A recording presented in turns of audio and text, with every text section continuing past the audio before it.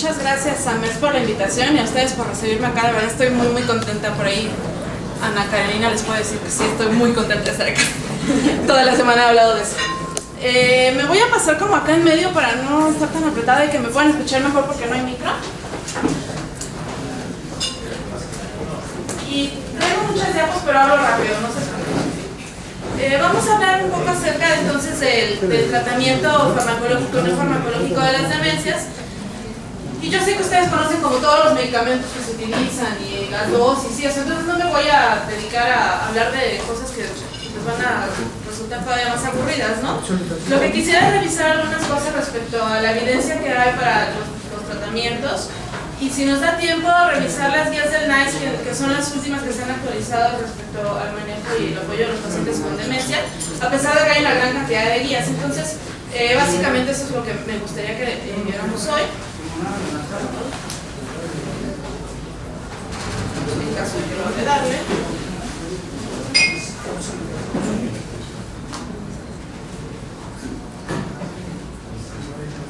Ya.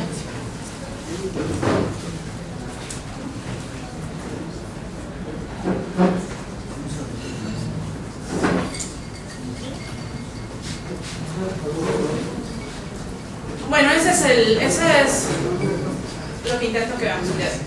Rápidamente, cómo se ha dado la historia del manejo, sobre todo farmacológico de las demencias, cuáles son los medicamentos que se utilizan más en este momento y cuáles son las tendencias que hay respecto al tratamiento no farmacológico, pero no solamente respecto a intervenciones puntuales, sino algunas cosas que de pronto a mí me parece que uno, por lo menos en la consulta, nosotros les decimos, sí, requiere estimulación, tú lo ves, ¿no?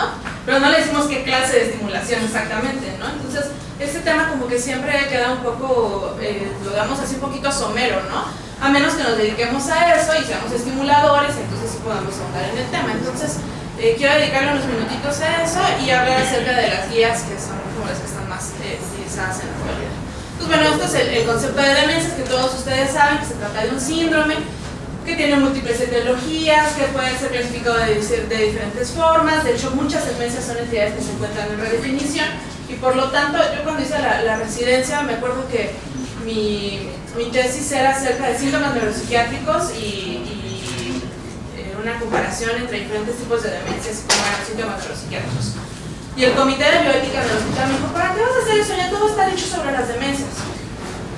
Bueno, pues en realidad creo que las demencias, a pesar de que se ha avanzado mucho en el conocimiento de estas entidades, a pesar de que han existido desde toda la vida, la verdad es que el avance respecto al conocimiento de ellas ha sido muy rápido. Los tratamientos también no tienen tanto tiempo y sin embargo ha habido muchos avances. Pero eso no significa que ya esté todo dicho, ¿no? O sea que allá en el instituto mucha gente piensa que así es.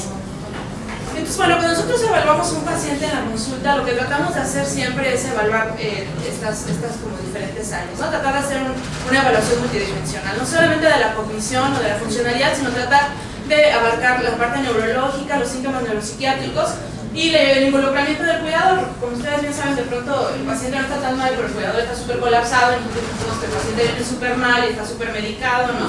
Entonces tratamos como de poner mucho cuidado en qué rol está jugando el cuidador respecto a la evaluación del paciente, ¿no? Y luego el paciente se va y el cuidador sigue y de pronto nosotros ya le abrimos expediente al cuidador porque está peor, ¿no? Y el paciente nunca nos dimos cuenta. Entonces, bueno, esta es como una reseña así súper cortita respecto a los avances que se han dado en las demencias, ¿no? Recordemos, y el concepto de locura es como el estigma que siempre tendremos ahí sobre las demencias. Recientemente lo hablábamos allá en el instituto. Pero bueno, allá ahora cuando hablamos de demencias pensamos en un trastorno neuropsiquiátrico, afortunadamente, ¿no? Y esto es algo importante por muchos motivos, aparte de los filosóficos. Las guías en la actualidad hablan acerca de quién debe tratar las demencias y hablan acerca de quién debe iniciar el medicamento para las demencias.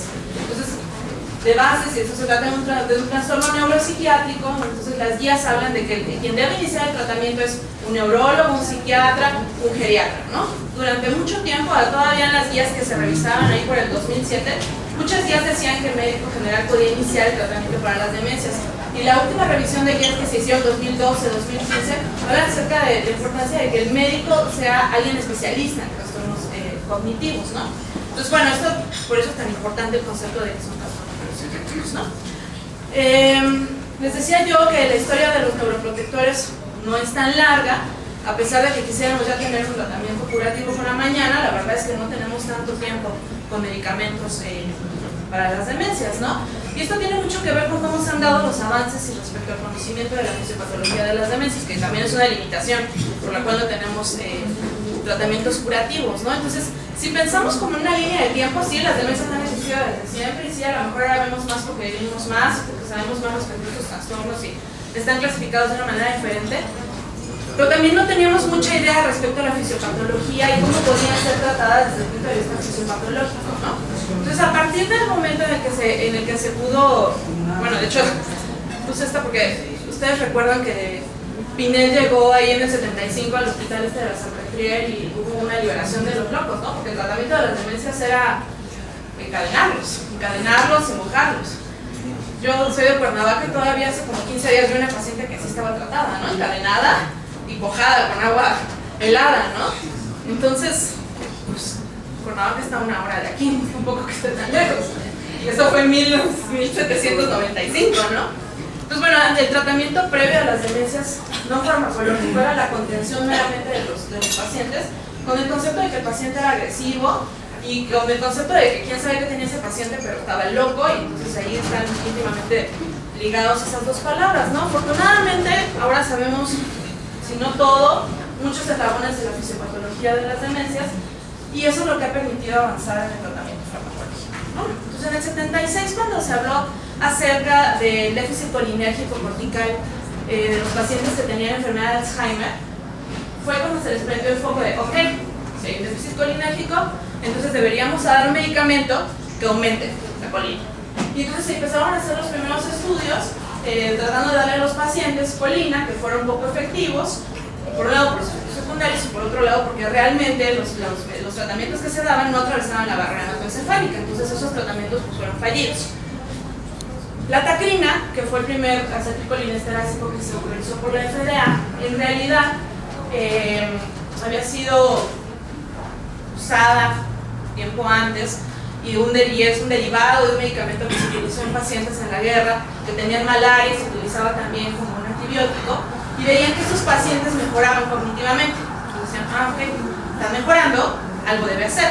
Y cuando descubrieron que había un déficit colinérgico cortical en los pacientes con enfermedad de Alzheimer, dijeron, utilicemos tacrina, ¿no? Bueno, de hecho, el derivado, ¿no? Entonces, bueno, pues fue el primer acetilcolinesterásico que se autorizó. El punto es que tiene un efecto sobre el hígado terrible, ¿no? Entonces, en la actualidad, pues, ya está en desuso. La historia del donepezil, la ribostigmina y la galantamina no es tan romántica como el mundo de la guerra, pero fíjense que, o sea, aquí lo interesante es el tiempo que pasó, ¿no? Del 93 al 97 para poder autorizar nuevos medicamentos. Entonces fue como muy corto el tiempo. En el 2002 la memantina se autorizó para el tratamiento de las demencias, pero la memantina es un medicamento que ya se había utilizado desde el 65 tratando de mejorar a los pacientes que tuvieran diabetes. Entonces los pacientes no mejoraban, pero mejoraba la cognición. Entonces de nuevo jalaron este medicamento hacia el tratamiento de las demencias y bueno, retomaron la memantina de este lado, pero fue autorizado hasta el 2002. Y bueno, pues en el 2002 también empezaron los ensayos clínicos. Aquí les traigo un modelo ahí rápido de cuántos ensayos clínicos están haciéndose en la actualidad por países. Vean, en nuestro país hay 15. Obviamente Estados Unidos tiene una gran producción de artículos o más bien de estudios clínicos. Y bueno, pues ya sabemos más o menos la distribución de acuerdo a muchas otras cosas que tienen que ver con el país. Entonces, en la actualidad hay alrededor de 1500 estudios para medicamentos modificadores de la enfermedad, que es el nuevo nombre que se le va a dar a estos tratamientos. Sin embargo, la mayoría fallan en camino, ¿no? La mayoría se quedan en estadios, ¿no? Entonces vamos a hablar acerca de qué pasa con el tratamiento no farmacológico, y es lo que yo les decía, de pronto es un tema muy somero. ¿Ustedes vieron esta película Intensamente? Sí. ¿No la han visto? Sí. Yo ahorita les voy a decir por qué pongo este. Bueno, entonces el tratamiento no farmacológico está basado en dos grandes tipos de tratamiento. Uno es la atención biopsicosocial del paciente y la otra es la rehabilitación cognitiva. además de todas las intervenciones que podamos hacer respecto a los síntomas neuropsiquiátricos, que son los que todos ya sabemos, ¿no? Si el paciente no duerme, si está sobreestimulado, si el ambiente, si esas cosas que ya conocemos, ¿no? Pero creo que vale la pena rescatar estos conceptos, ¿no? Uno es el de la terapia blanda, que es algo que no se escucha mucho, pero es algo muy importante. La terapia blanda son todas las estrategias que nosotros tomamos para tratar de recuperar los aspectos biopsicosociales del paciente y tratar de rehabilitar a través de eso a los pacientes. Y cuando hablamos de los aspectos biopsicosociales, entonces nos vamos directo a la atención biopsicosocial, ¿no? Entonces está involucrado los aspectos mentales del paciente, los aspectos cognitivos del paciente y los aspectos emocionales y conductuales del paciente. Esto es algo muy importante porque de pronto, y no sé si les pasa a ustedes, cuando llega el paciente a la consulta es el señor que está ahí sentado y el médico se dedica a hablar con el familiar, ¿no? Escucha todas las quejas durante 45 minutos del familiar y el paciente está ahí calladito, ¿no? Si bien le va y nos da tiempo, pues hacemos un mini inventario, le preguntamos cómo va. Pero muchas veces la consulta, por lo menos en las instituciones, va tan rápido que de pronto no da tiempo ni de preguntarle al paciente qué le está pasando, cómo se siente o qué ha hecho de su vida, ¿no? Entonces de pronto parece como que el paciente queda un poco excluido. En buena medida, porque eso se le va a olvidar. En buena medida también porque sabemos que muchos pacientes tienen anosognosia, pero de pronto vemos a estos pacientes que se voltean y dicen, ¿por qué estás diciendo eso? ¿Por qué me estás acusando? ¿Yo qué te hice, no? Entonces el paciente realmente se está poniendo atención a la consulta, quiere hablar, quiere participar y obviamente tendrá que ver con el grado de afectación. Si el paciente está en un estadio muy avanzado, pues a lo mejor la participación no es tan alta, ¿no? Pero con mucha frecuencia tendemos como a poner de lado al paciente. Entonces este modelo biopsicosocial trata de rescatar estas cosas. Ustedes vieron esta película de Por siempre Alice, ¿no? ¿O le llaman el libro? Sí. Digo, ella no tenía nosognosia y es el claro ejemplo de cómo un paciente puede estar involucrado en su tratamiento, en su diagnóstico, en su manejo y tomar decisiones respecto a su futuro, ¿no? Claro, una persona que esté suficientemente empapada en el asunto como para poder tomar decisiones al respecto. Entonces el modelo biopsicosocial tiene algunas características. Una es que es un enfoque individual. No es lo mismo el paciente que vive en las lomas, que viene a la consulta en Polanco y que es rico y que lo traen en coche. Yo siempre les pongo el ejemplo de un paciente que tengo que tiene mucho dinero y entonces le pregunto si le cuesta trabajo hacer cuentas y si le cuesta trabajo dar cambios. Y entonces me dice, pero con el dinero que yo tengo, ¿usted cree que me importa el cambio, no? Pues sí, ¿no? Pero unos 50, 60 habitos, señor, ¿no? Y hay otros pacientes que no, o sea, que vienen de la sierra al bajar, entonces las necesidades son muy diferentes.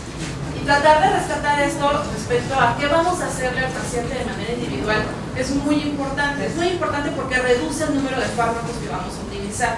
Hoy estaba yo dando la consulta y me decía la hija del paciente que no sabe por qué, pero siempre que se baja del coche, el paciente está en un centro de día. Entonces cuando va al centro de día está feliz, llega a las 9 de la mañana.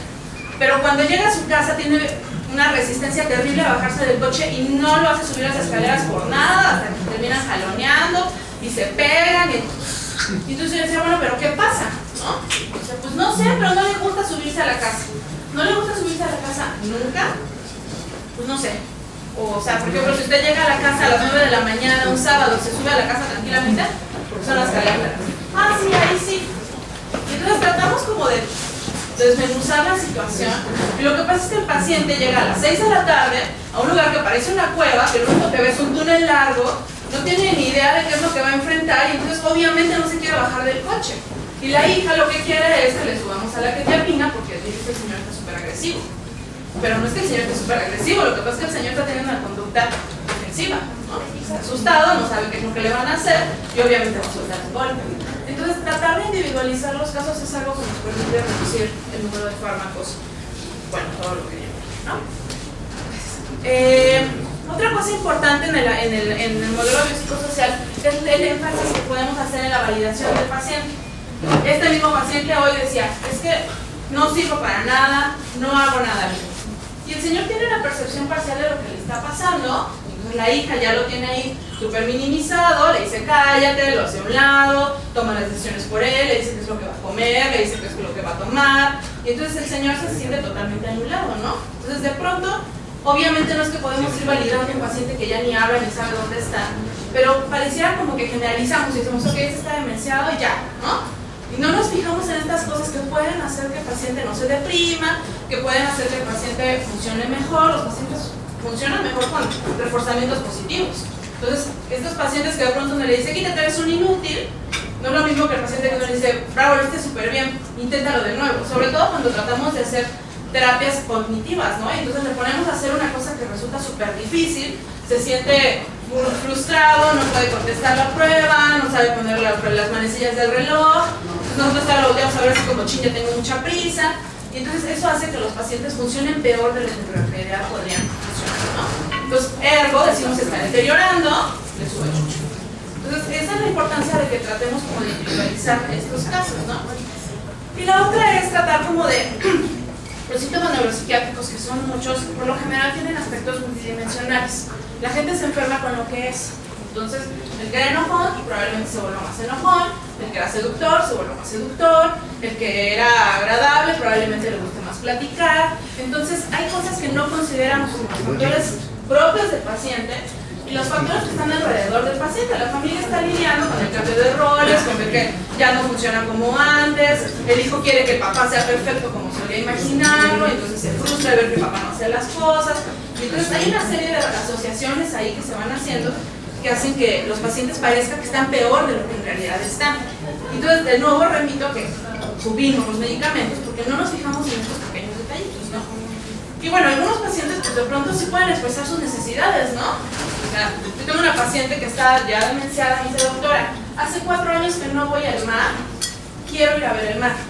Y la hija le dice, ¿cómo crees que vas a ir al mar? Te vas a vomitar y te vas a sentir súper mal. Entonces así como que la familia piensa de pronto que no pueden hacer nada, ¿no? Los meten en una cajita de cristal y entonces así, que no se toque nada, que no arregle la casa, que no se vaya a caer, que no... Entonces, tienden como de nuevo a anular las capacidades del paciente, claro, estoy generalizando, y entonces el paciente tiene una repercusión y el paciente puede todavía a lo mejor hacer muchas cosas, puede decir qué es lo que quiere, y puede decir qué es lo que se le antoja de comer, y puede decir a dónde quiere ir, y entonces de pronto todo eso queda anulado.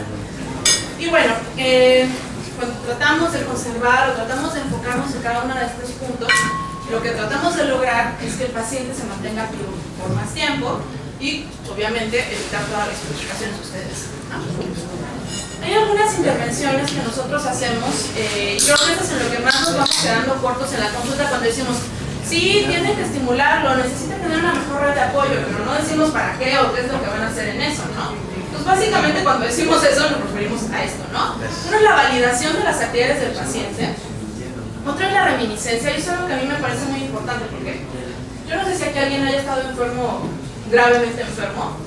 Yo tuve ahí una complicación médica hace como 1 año y creí que moría, y entonces era una cosa donde no podía ni moverme ni nadie me dejaba, así prácticamente me daban de comer en la boca, ¿no? Entonces obviamente me iba a recuperar y era una situación temporal, pero en ese momento uno se siente como que es el más inútil, como que no va a salir adelante, ¿no? Y entonces los pacientes de pronto cuando enferman sienten que solamente son esa enfermedad y el familiar está tan pero tan como que involucrado y enganchado con lo que está pasando que se le olvida todo lo que ha hecho y ha sido el paciente, ¿no? Claro, tiene mucho que ver con las maneras en las que cada quien entiende con la enfermedad, y que dice, no, mi papá siempre fue, hizo, pero como que tendemos a enfocarnos únicamente en la enfermedad. Entonces la reminiscencia es muy importante porque finalmente esta solamente es una etapa más de la vida del individuo, ¿no? Que lleva 80 años haciendo cosas maravillosas con su vida y de pronto 2 años no puede moverse o 2 años no recuerda cosas y ya solo se trata de eso, ¿no? Y esto de la simulación de la presencia es algo muy importante. Ustedes saben de estos pacientes que están pregunta y pregunta, ya viene el pereganito, ya va a venir pereganito, ya va a venir pereganito, ¿no? Esos pacientes están ansiosos y lo que quieren en realidad es no sentir miedo, ¿no? A eso se refiere la simulación de la presencia. La otra es las cuestiones que tienen que ver con la cognición, y entonces de pronto la orientación de la realidad es algo que la familia quiere que sea a fuerzas, ¿no? No, tu mamá ya se murió, no, tu esposo ya se murió. Entonces el paciente está reviviendo así la muerte del esposo como cada 2 horas, ¿no? Y es del drama total cada 2 horas. Entonces, de pronto la idea es reorientar al paciente, tampoco es como que tengamos que darle por su lado en todo, pero si no se puede, no se puede. La presidenta de Alzheimer México de Tamaulipas el otro día vino a dar una plática y a mí me pareció muy interesante lo que dijo. Yo estuve luchando con que mi mamá quería irse a ver a su mamá durante 4 años. Y todos los días a las 8 de la noche me decía, tengo que ir a ver a mi mamá está preocupada por mí, mi mamá está preguntando por mí. Hasta que un día se le ocurrió levantar el teléfono y dijo, señora, aquí se va a quedar Tere conmigo, le voy a dar de cenar y luego se la llevo. Fin de los problemas, ¿no?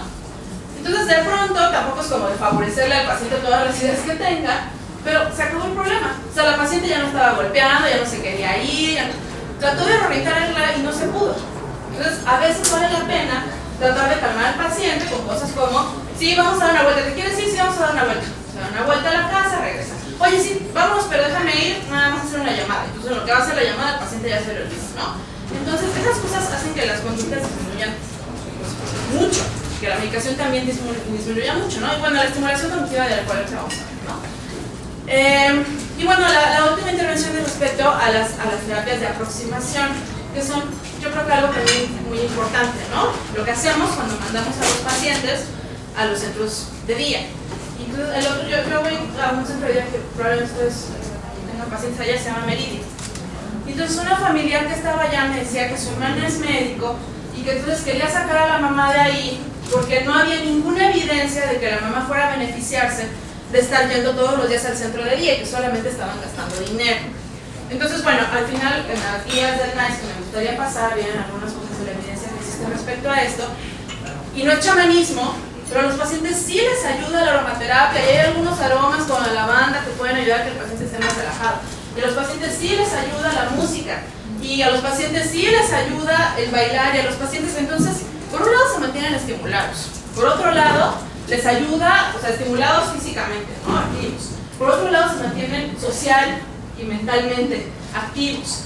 Y por otro lado no están en la casa y solamente deteriorándose sin que nadie se entere y después vienen y se deterioran rapidísimo porque nunca se estimuló. Entonces sí hay evidencia respecto a la efectividad de estas terapias que por lo general son como menospreciadas. Ah, sí, la banda, sí, eso es como de bruja, ¿no? Pero sí ayuda. Entonces hay muchas cosas que se han probado al respecto. Hay estos muñecos que de pronto son como animales que se mueven, ¿no? O pacientes que tienen a su perro a un lado y entonces están súper agitados hasta que el perro no llega, lo están acariciando, no se calman. Entonces las terapias de aproximación es algo que puede disminuir mucho, sobre todo las conductas de agitación. Y bueno, esto de la musicoterapia es algo que está ahorita súper en boga. ¿Han visto estos videos que están saliendo, no? De pacientes que estimulan con música. Eso está muy interesante porque lo que se teoriza es que las vías de comunicación de la memoria a través de la música son diferentes de las vías de comunicación respecto a la memoria episódica o la memoria semántica. Entonces, cuando un paciente escucha una canción, puede recuperar información por otra vía.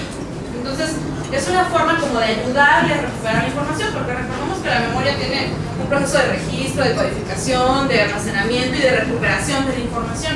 Entonces, muchos de estos pacientes no pueden recuperar información aunque estén registrando levemente o que tengan, o sea, hacen los otros procesos pero no pueden recuperar. Y de repente que les ponen música, empiezan a recuperar. Yo tengo dos pacientes que no hablan a menos que se les ponga música. Y de repente que les ponen una canción, se empiezan a hablar, ¿no? Lo de la música es algo muy interesante. Y bueno, obviamente antes de hacer cualquier intervención, pues tendríamos que saber cuál es el estado cognitivo de los pacientes, ¿no? Ahí lo que les decía hoy en la mañana respecto al intento de establecer el reequilibrio, hay una teoría respecto a que los pacientes que están empezando a tener una demencia, empiezan a tener estados de depresión, de ansiedad, independientemente de los mecanismos fisiopatológicos de la enfermedad, o si tienen lesiones o no, por un intento de restablecer el equilibrio, como una especie de homeostasis mental. Y entonces, esto pasa desapercibido, o de pronto son los síntomas neuropsiquiátricos que se dan en el deterioro cognitivo leve, que tampoco son como algo tan estudiado, ¿no? O sea, si no se le olvidan las cosas, el paciente está bien. A lo mejor el paciente ya anda frontalizado, a lo mejor el paciente ya tiene síntomas depresivos, ya empezó a estar apático, y menospreciamos esos síntomas, y como el deterioro cognitivo leve también tiene síntomas neuropsiquiátricos. Y bueno, esta de la capacidad del aprendizaje me parece algo muy bonito, porque los pacientes con demencia, aunque no obviamente en un estadio avanzado, pero sí en estadios iniciales y a veces en moderados, pueden aprender. Pero el punto es que nosotros pensamos en aprender como la adquisición de conocimiento. Entonces, yo me leo un artículo y entonces me aprendo muchos datos, ¿no? Eso es para mí aprender.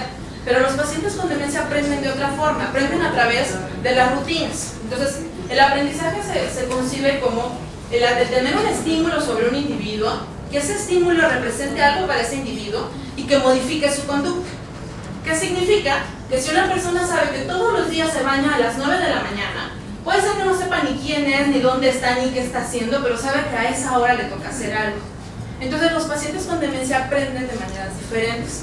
Y por eso las rutinas y la disciplina para ellos es tan importante. Nosotros tenemos un paciente con una demencia frontotemporal así terrible, que evolucionó rapidísimo, pero el tipo tiene un doctorado en física y era una persona extremadamente ordenada toda su vida. Entonces tiene una demencia frontotemporal que el único motivo por el cual el paciente está bien es porque toda su vida fue disciplinado. Entonces está demenciado, pero sigue siendo disciplinado. Come a la misma hora, se baña a la misma hora, hace más o menos las mismas actividades, y eso hace que el paciente no se agite, que duerma bien, que no se deprima, que no baje de peso. Entonces en esta cuestión como de la capacidad de aprendizaje, pues de pronto lo menospreciamos porque no damos importancia a los estímulos repetitivos que hacen que el paciente modifique su conducta. Y lo de la retrogénesis, pues es lo que yo les ponía ahí del ejemplo de intensamente. Los que la hayan visto recordarán esa escena donde van en el trenecito y entonces, no están en el trenecito, atraviesan en una cámara donde empiezan como a desestructurarse, ¿se acuerdan? Y entonces dicen, estamos pasando por el pensamiento concreto. No, ahora estamos pasando, ¿no? Ajá, estamos en el abstracto. Bueno, Reisberg y otros autores, pero principalmente Reisberg, han hecho énfasis en que los pacientes van perdiendo capacidades más o menos de la misma forma en las que vamos nosotros adquiriéndolas. Entonces, inclusive hay escalas, inclusive hay algunas tablas donde se trata de comparar. Ok, el paciente tiene un Minimental de 12, significa que el paciente debe estar en una edad cognitiva, emocional, mental, alrededor de 10 años, ¿no? Entonces, obviamente, no es algo que podamos hacer con tanta así, una comparación inversa, pero a eso se refiere la retrogénesis, que de pronto queremos que el paciente haga cosas que no va a hacer, ¿no? Y obviamente el Minimental no es la manera de diagnosticar esto, pero sí es la manera en la que todos lo medimos, ¿no? Entonces, hay cosas que el paciente no va a hacer con un Minimental de 10. Y entonces tendríamos que saber más o menos a qué edad correspondería ese Minimental de 10. Yo de hecho creo que las demencias son una forma muy bonita, ya que no podemos de pronto ver cómo se va estructurando la mente, sí podemos ver cómo se va desestructurando, ¿no? Entonces es una manera cruel, pero bonita, de ver cómo nosotros nos desestructuramos y cómo llegamos a tener la edad que teníamos, ¿no? Entonces de pronto dicen, es que ya no se volvió como un bebé. Entonces ahí es cuando tratamos de infantilizarlo y esta cosa de no infantilizar al paciente y no tratarlo como niño y no minimizarlo, pero al mismo tiempo desde un punto de vista cognitivo y emocional y de la formación de procesos y qué tan concreto piensa y qué tan abstracto piensa, el paciente sí está actuando como un niño. Bueno, y bueno, solamente quiero decirles respecto a la psicoestimulación, que vean todo lo que involucra. O sea, cuando yo les digo a los residentes, mándalo a estimulación cognitiva, entonces le dicen, sí, vaya y haga crucigramas, o sí, vaya y haga sopas de letras. En realidad es una cosa muy compleja, o sea, es pues algo que debería dar a alguien que sepa exactamente qué tiene que hacer, cómo lo tiene que hacer, cuánto tiempo tiene que durar la terapia, qué clase de ejercicios va a aplicar, cuáles son las funciones que están más dañadas, qué clase de función puede sustentar a la que está dañada. Entonces es algo complejo que por lo general los pacientes pues no tienen de una manera tan formal, ¿no? Bueno, fin de la parte. Quiero hablarles acerca del tratamiento farmacológico y les decía, no voy a hablar de dosis, estas cosas que ustedes ya saben. Como bien saben, la enfermedad de Alzheimer tiene un inicio que se piensa que está pasado hacia el área intrarenal y después se va extendiendo hacia el resto del cerebro, y hay muchas teorías que hablan acerca de cuáles son los procesos fisiopatológicos. Y esto lo traigo a colación porque los medicamentos que están en investigación lo que tratan de hacer es actuar sobre la fisiopatología de la enfermedad, ¿no? Entonces, obviamente, la mayoría están enfocados a la enfermedad de Alzheimer. Si ustedes hacen una revisión de tratamiento para demencia por cuerpos de Lewy, pues sí encontrarán algunos artículos. Tratamientos para demencia frontotemporal encontrarán algunos artículos para la fisiopatología, ¿no? Pero la gran mayoría de los modificadores de la enfermedad son para la enfermedad de Alzheimer, que es el modelo de las demencias. Entonces, bueno, pues ya sabemos, ¿no? Que están todos estos modelos, ¿no? La teoría de la oxidación, de la toxicidad, de la agregación de beta amiloide, inflamatoria, entonces de la fosforilación de la tau. Entonces, la mayor parte de los medicamentos que se están utilizando, que se están tratando de fabricar para la modificación de la enfermedad, están enfocados al beta amiloide, que es como la teoría más fuerte, ¿no? Entonces, si ustedes recuerdan, la proteína precursora del beta-amiloide tiene determinado tamaño, cuando se corta demasiado grande, la molécula que queda afuera es insoluble, se agrega y entonces se forman las placas de beta-amiloide, ¿no? Entonces, eso es lo que están tratando de resolver los medicamentos modificadores de la enfermedad. Eso, y tratar de evitar que la tau se hiperfosforile. Recordemos que la proteína tau es una proteína estructural que le da forma a la neurona y es como un rulo, y de momento en que está hiperfosforilada, pues es como las chinas que nos alaciamos y de repente el pelo ya no resiste nada, ¿no? Entonces ese es el motivo por el que las neuronas se rompen en el momento en que la tau está hiperfosforilada. Y bueno, los medicamentos que tenemos en la actualidad actúan sobre el NMDA o la acetilcolina, ¿no? Eso ya lo sabemos. Eso es lo del NMDA. Y entonces, cuando hablamos de tratamiento farmacológico, hay como dos grandes rubros. El tratamiento que damos para los síntomas neuropsiquiátricos y el tratamiento que damos para la protección neuronal o para la cognición. Entonces, respecto a esto de la neuroprotección, que es un término bastante controversial, pues hay medicamentos que son antioxidantes, están los estrógenos, los antiinflamatorios, los acetilcolinesterácicos y el anti-NMDA. Y luego viene el tratamiento de los síntomas neuropsiquiátricos, que inclusive se hace a través de los medicamentos. Por ejemplo, muchos de los síntomas neuropsiquiátricos han tratado de controlarse a través de los acetilcolinesterácicos, ¿no? Entonces, digamos que tenemos pocas opciones y se usan como todos para todo y a ver cuáles sirven, ¿no? En este sentido de qué es lo que vamos a tratar, y yo creo que eso es lo que ustedes más hacen, ¿no? O sea, quitarle al paciente, darle la dosis más chiquita posible, subírselo lo más despacito posible, ver qué es lo que se puede quitar, ver si realmente el paciente necesita otro medicamento. Entonces, esas consideraciones para nosotros también son muy importantes. Cuando tratamos de elegir un medicamento, entonces recordemos que lo hacemos en base a algunas cosas. Uno es qué tan eficaz es el medicamento, o sea, ¿sirve o no sirve? Y esto es algo muy importante para los acetilcolinesterácicos, porque han sido bastante criticados. La otra es si se tolera o no se tolera, porque a lo mejor es muy bueno, pero no hay quien lo aguante. Y la otra es qué tanto cuesta el medicamento y qué tan seguro es, obviamente, ¿no? Entonces, quiero hablar acerca del uso de antipsicóticos, y ahorita vamos a regresar a los acetilcolinesterácicos. Y vamos a ver al final, espero que nos dé tiempo, la guía del uso de antipsicóticos, ¿no? Pero bueno, habría indicaciones específicas para utilizar antipsicóticos, que serían los trastornos delirantes, y a lo mejor, o sea, trastornos delirantes me refiero a algún trastorno delirante primario, o que el paciente tenga una idea ahí de pronto nada más única, ¿no? Y la psicosis de primera intención. Sin embargo, no sé si ustedes lo hagan, pero nosotros lo hacemos, es un paciente que no duerme, entonces antipsicótico. El paciente que pega, entonces antipsicótico, ¿no? Entonces, las guías del NICE y otras guías han criticado mucho el uso de antipsicóticos, obviamente por todos los efectos secundarios que tienen. Empeoran la cognición, aumentan la mortalidad, suben el peso, tienen efectos cardíacos. Pero cuando el paciente está golpeando, o el paciente está gritando, o el paciente está descontrolado, o sea, es muy difícil decirle al familiar, no, pues sabe que no. Por un lado, va a terminar dándole lo que sea. Por otro lado, se lo va a llevar a otro fulano que a lo mejor le da algo peor. Y al final de cuentas, muchas personas terminan utilizando los antipsicóticos justamente por la cantidad de trastornos que tienen que ver con la agitación, que es un tema así, ¿no? Ahora se trata de manejar la agitación a través de niveles de la receptura de serotonina, se trata de manejar la agitación a través de los acetilcolinesterácicos, del tratamiento no farmacológico, para tratar de disminuir el uso de antipsicóticos. Entonces, bueno, los antipsicóticos tienen estudios que son como muy ambivalentes, ¿no? Ha habido de todo, unos dicen que sí, otros dicen que no. Muchos dicen que es igual utilizar un antipsicótico que utilizar un placebo. Entonces aquí la duda no solamente es si utilizo un antipsicótico o no, sino qué antipsicótico utilizo. Y entonces las guías por lo general dicen que nos vayamos sobre aloperidol en caso de que el paciente esté en delirio o en caso de que el paciente esté muy agitado. Sin embargo, hay muchos estudios que dicen que el aloperidol en realidad no mejora la agitación respecto a los controles. El otro día una amiga me habló y me dijo, tengo un paciente en terapia intensiva que es alcohólico, se toma como 4 botellas de alcohol al día, dejó de tomar hace 2 días, está en la terapia intensiva, tiene falla hepática, no sé qué, y le vamos a poner alcohol, ¿no? Le pusieron alcohol y el paciente falleció a los 2 días. No estoy muy segura de que de todo lo que tenía haya sido, pero las guías dicen que tratemos de evitar los medicamentos, por lo menos antipsicóticos, intravenosos, porque aumentan la mortalidad. Entonces son pequeños detallitos que de pronto pues, se nos dan, ¿no? Si, la aloperidol está ahí, ve, y entonces el paciente tiene una vía, pues pongámosle aldol. Pero es un señor que tiene 85 años, no alguien que tiene 14 o 20, ¿no? Pues la tolerancia que tienen a los antipsicóticos es la misma. Cuando hablamos de haloperidol, ustedes saben, tratamos de irnos a las dosis más chiquitas posible. De hecho, siempre tratamos de irnos a las dosis más chiquitas posible, ¿no?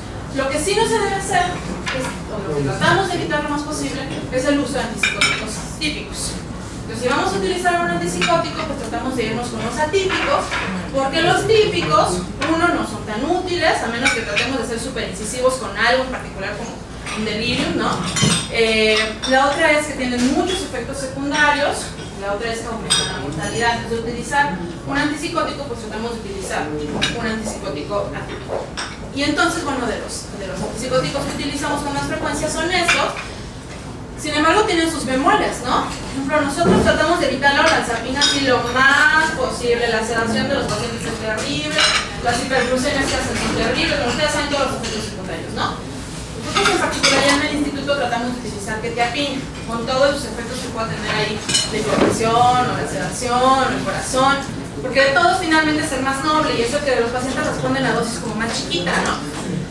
Yo he visto pacientes con aripiprazol que se ponen súper agitados, pero la aripiprazol yo no sé, a lo mejor, bueno, yo soy psiquiatra, yo no lo uso ni siquiera en pacientes jóvenes, pero a los ancianos se les va súper mal con la aripiprazol, ¿no? Y la ciprasiona pues tampoco hay suficiente evidencia. La pongo acá porque veo con frecuencia pacientes que llegan con eso. Entonces tratamos de irnos sobre estos tres medicamentos y obviamente tenemos que utilizar muy bien los efectos secundarios. Cuando utilizamos antidepresivos, ese es otro tema, ¿no? ¿Por qué utilizamos antidepresivos? Porque está deprimido, sí, pero los antidepresivos tienen muchos otros efectos. Mejoran la impulsividad, pueden mejorar el sueño, pueden mejorar la alimentación.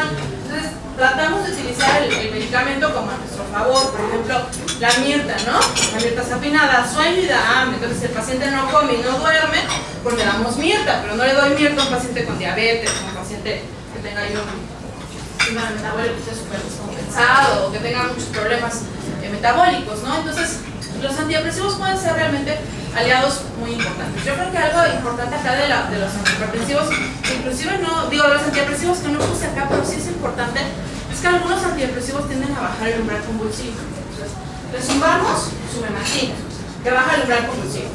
Luego le zumbamos a su acatinol, y luego le zumbamos su buena venlafaxina.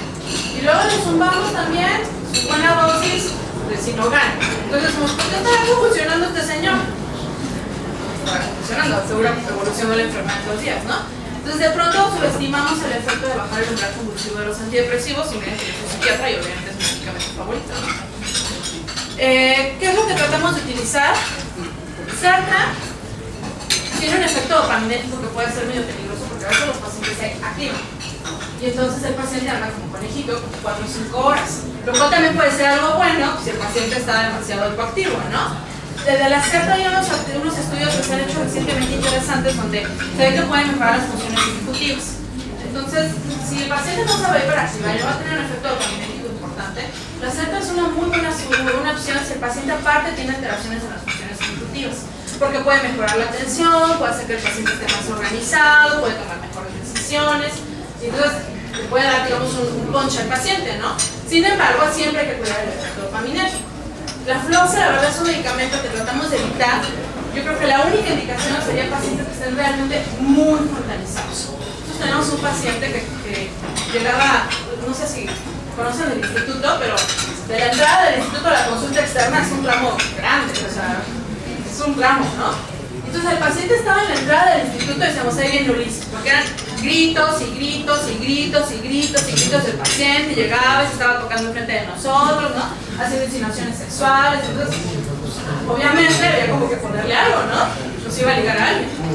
Y entonces, le pusimos Floxe, y entonces, aún con Floxe, el paciente seguía súper frontalizado. Entonces, realmente, fuera de eso, yo creo que la Floxe es algo que tratamos de evitar porque tiene muchos efectos ahí de temblor y les dan de pronto sudoraciones, se sienten hiperactivados, entonces no es un muy buen medicamento para los pacientes. El citalopram sí, siempre y cuando cuidemos la cosa esta de la hiponatremia, también con mucha frecuencia, nosotros somos psiquiatras, se nos ven esas cosas, a lo mejor ustedes no tanto, ¿no? Y del citalopram ha habido muchos estudios ahora porque se ha tratado de controlar la ansiedad, la agitación y la depresión a través del citalopram. Entonces, seguramente muchos de ustedes conocen estos estudios donde les daban a los pacientes 30, 40 miligramos de citalopram y entonces tenían repercusión cardíaca y empezaban a prolongar el QT.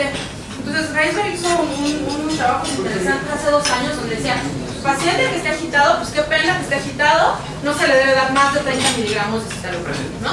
Pues yo con frecuencia veo, inclusive ahí en el instituto, que el paciente trae así 40 o más de citalopram, entonces el riesgo es como muy alto. Es un buen medicamento y es muy noble, pero o sea, no debería tomar nunca más de 30, ¿no? Y de la trazodona, al final les traía yo algunos artículos que no creo que no dé tiempo de pasar, pero la trazodona realmente puede ser un buen aliado, siempre y cuando no lo vayamos a hipotensar, ¿no? Pero la trazodona controla bastante bien la ansiedad, les ayuda a dormir, es un buen antidepresivo, se puede escalar la dosis hasta 250. El problema es que lo hipotensemos o que le demos así una somnolencia terrible, ¿no? Y de ahí párenle de contar. Paroxetina jamás, ¿no? Fluoxetina no es un medicamento de primera elección, lo hacemos cuando los otros han fallado, venlafaxina igual, sobre la presión arterial. Entonces tratamos como de irnos sobre los ISRS siempre. Respecto a los antiepilépticos, la verdad es que los antiepilépticos son como la tercera, cuarta opción, ¿no? Nosotros utilizamos antiepilépticos únicamente cuando ya casi todo ha fallado. O obviamente si el paciente está convulsionando, pero si está convulsionando, inclusive las guías del NICE que acaban de hacer una revisión, ahora les digo, en el 2015 prohíben la carbamazepina y el ABP porque tienen muchísimos efectos secundarios, deterioran la cognición, favorecen las caídas, entonces tienen muchos efectos secundarios. Lo que tratamos de utilizar ahí es Keppra, ¿no? Entonces es como el medicamento, digamos, más inocuo en ese sentido. Pero los antiepilépticos yo veo así, tiro por viaje, llegan los pacientes con su muy buena dosis de carga, porque por ahí aprovechan porque tenían una neuropatía y entonces le suman así sus 900, ¿no? Y entonces el paciente viene convulsionando porque la carga de hiponatremias, entonces ¿por qué está convulsionando si tiene anticonvulsivo? Sí, tiene hiponatremia terrible que nunca nadie le midió, ¿no? Entonces, por lo menos para nosotros que no somos geriatras, eso representa un problema. Y bueno, las benzodiazepinas están así prácticamente contraindicadas a menos que se trate de un estado grave de agitación, que ahorita les voy a pasar para el uso de las benzodiazepinas en esos casos, ¿no? Pero las benzodiazepinas son así como nuestros peores enemigos, porque fraccionan el sueño, lo vuelven muy superficial, empeoran la cognición, hacen que los pacientes anden todos sedados, pueden estar inclusive más agitados porque el paciente de por sí ya está confundido y de pronto está sedado, pues menos se entera de qué no está pasando, entonces de pronto están golpeando, unas dosis de benzodiazepinas, no duermen, bueno, hacen el tratamiento lo peor que quieran, ¿no? Y bueno, de los inhibidores de la acetilcolinesterasa les decía yo que se han tratado de utilizar no solamente para el tratamiento cognitivo, sino también para el de los síntomas neuropsiquiátricos. Entonces, al final, si nos da tiempo de ver las guías de NICE rápidamente, verán que se utilizan, o sea que hay algunas indicaciones de los acetilcolinesterásicos para el tratamiento de los síntomas neuropsiquiátricos, ¿no? La galantamina, la dosis máxima es 24, el otro día yo vi un paciente que traía 24 más 8, entonces eso habla ya de la desesperación del médico, no de la gravedad del paciente, ¿no? Ya de nosotros, Endonepecilo no funciona, no hay evidencia que funcione arriba de 10, yo he visto pacientes que traen 20, o veo pacientes que tienen acatinol y traen 10, no 20, entonces de pronto las dosis sí son importantes, ¿no? Todos sabemos que los efectos secundarios más importantes de los anticonvulsivos son como los gastrointestinales. Nosotros tratamos de ponerlos en la noche, menos que estén activando al paciente para evitar los síntomas gastrointestinales. Y bueno, luego tenemos acá al acatinol, que tiene, para nosotros, no porque seamos patrocinadores de la cena, es un medicamento que utilizan, a lo mejor sí, porque ya me impresiona mucho. Es un medicamento bastante útil, sobre todo por esta cuestión del tratamiento de los síntomas neuropsiquiátricos. Cuando se empezó a utilizar el acatinol, les decía yo que fue en el 2002, la indicación era en pacientes que tuvieran demencia en estadio grave o en estadio avanzado. Entonces solamente se podía utilizar en ellos. Ahora, después de varias revisiones, se ha dicho que se puede utilizar en estadios moderados y severos, pero nunca en deterioro cognitivo leve, que también tiro por viaje yo. Se venció. Entonces, como dijeron que cuando uno se vecea, empieza a entrar calcio a la célula, a la neurona, y entonces eso es tóxico, le voy a poner memantina. No hay una indicación para que se dé memantina en pacientes que se acaban de veciar, no hay indicación para los pacientes que tienen deterioro cognitivo leve, no hay una indicación para los pacientes que tienen estadios iniciales. Entonces, el medicamento es bueno, sí es muy bueno, pero hay que saber utilizarlo cuando va, ¿no? Entonces, algo que a nosotros nos gusta mucho, por ejemplo, los acetilcolinesterásicos han hablado del efecto que tienen sobre las alucinaciones, por eso se ha probado en pacientes que tienen demencia por grupos de leve. Pues los pacientes con demencia por cuerpos de Lewy, que son hipersensibles a los antipsicóticos, mejoran las alucinaciones visuales cuando se les ponen acetilcolinesterásico. Entonces me evité el antipsicótico y aparte estoy protegiendo lo que pueda proteger, ¿no? Lo mismo pasa con la memantina. Los pacientes tienen un efecto hasta cierto punto de sedación. Entonces el paciente no está dormido, pero el paciente está más tranquilo. Y entonces de pronto decimos, se lo voy a quitar porque ya está en un estadio avanzado y ya lleva 10 años con el medicamento. Pues sí, tiene un tiempo de tiempo, pero no hay una indicación clara para el retiro del medicamento únicamente por el tiempo de uso. En muchas ocasiones, y Ana lo ha de haber escuchado, el motivo por el que dejamos el acatinol no es para la protección neuronal del paciente o para que no siga deteriorándose. El paciente ya ni se le puede hacer minimenta. Es para que el paciente no se agite y no tengamos que meter otro medicamento. Es para que el paciente duerma bien y no tengamos que meter otro medicamento. Entonces, esta función que se le ha dado sobre los síntomas neuropsiquiátricos es algo importante. Y la otra es la controversia que se ha tenido respecto igual a los acetilcolinesterácicos y la memantina, es si ayudan o no ayudan a mejorar la cognición. Entonces, yo lo que les hago énfasis ahí en la consulta externa es que hay estudios respecto a qué tanto baja el paciente minimenta, que es como lo que hacemos con más frecuencia, cuando no tiene ningún neuroprotector, que en realidad no protege nada, ¿no? Pero cuando no tiene ningún neuroprotector. Y entonces, el minimental baja entre 5 y 6 puntos por año. Cuando los pacientes tienen neuroprotector, el minimental baja entre 2 y 3 puntos por año. Lo cual quiere decir que pueden ayudar a enlentecer el proceso. De pronto, si ustedes ven estas escalas, estas gráficas, donde el paciente estaba bien y se deterioró. Sí, siempre se va a deteriorar, o sea, de eso se tratan las demencias, el paciente se va a deteriorar siempre. Lo importante no es únicamente cómo acabó, sino qué pasó en el área bajo la curva, qué pasó durante todo el tiempo que yo tuve al paciente con este medicamento. Pues a lo mejor la cognición se mantuvo más estable, a lo mejor la escala de funcionalidad global mejoró, a lo mejor las actividades de la vida diaria mejoraron. Pues son mediciones indirectas, no es que yo espero que le ponga un neuroprotector al paciente y ya llegue así como con un minimental de 29 para la siguiente, ¿no? Lo que tratamos de hacer es ver qué pasa durante el tiempo que tienen los pacientes estos medicamentos. Ese es el motivo por el que al final de cuentas han sido recomendados de nuevo por las guías, porque durante mucho tiempo se dijo que ya no, ¿no? Algo que yo creo que es muy importante respecto a la memantina es las interacciones farmacológicas, porque de pronto como que no nos detenemos, ¿no? Los pacientes tienen de pronto el EDOPA, ¿no? Entonces, para empezar, no hay como una indicación específica para dar memantina a un paciente que tuviera un problema parkinsónico, porque si por algún motivo ya la trae, tiene muchas interacciones con la DOPA. Tiene interacciones con los anticolinérgicos, tiene interacciones con la memantina. Entonces, básicamente lo que hace combinarse con estos medicamentos es bajar el umbral convulsivo. Y ustedes, mejor que nadie, saben la enorme lista de medicamentos potencialmente peligrosos, ¿no? Entonces, tendríamos que cuidar las interacciones, porque de pronto resulta que el medicamento no era tan bueno, pero que se produce bien, ¿no? Y finalmente, algo que se ha hablado en los últimos años es la combinación de acetilcolinesterácicos con el NMDA. Cuando yo estudié la residencia, no hace mucho, estaba como prohibido, ¿no? Si ustedes conocen a la otra, ¿esa era Margarita Becerra? Seguramente sí. La otra Becerra que no se puede combinar, ¿no? Y es cierto, no se podía combinar, y eso hace como tantos años. Pero en los últimos años ha habido varios estudios, inclusive ya en la actualidad en Estados Unidos se comercializa una presentación que combina memantina con donepezilo. Y entonces la idea es que cuando el paciente esté en un estadio leve, se le den acetilcolinesterácicos.